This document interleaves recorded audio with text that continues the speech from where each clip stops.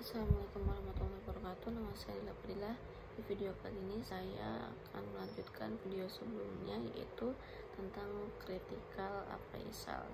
Jadi video yang sebelumnya itu hanya mencakup definisi critical appraisal. Lalu untuk video kali ini itu yaitu mencakup langkah-langkah critical appraisal.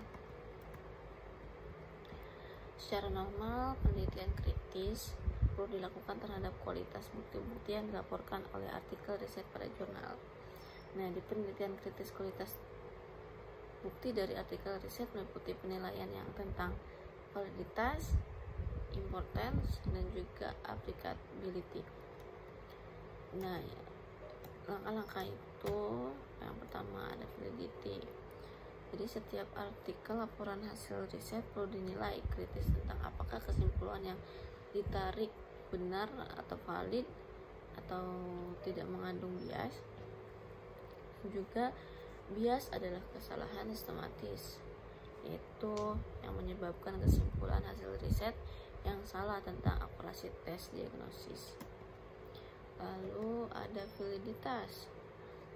Validitas itu kebenaran bukti yang diperoleh dari sebuah riset, bergantung dari cara peneliti memilih subjek, sampel, pasien peneliti, cara mengukur variabel, dan mengendalikan pengaruh faktor yang ketiga yang disebut faktor perancu, yaitu confounding faktor untuk memperoleh hasil riset yang benar atau valid. Maka sebuah riset perlu menggunakan desain studi yang tepat.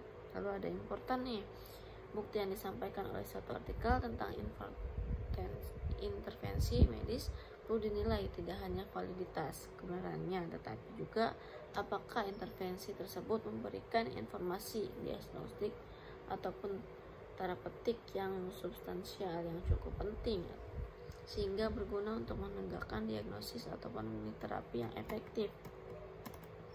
Lalu ada applicability, yaitu bukti yang valid dan penting dari sebuah riset hanya berguna jika bisa diterapkan pada pasien di tempat praktik klinik.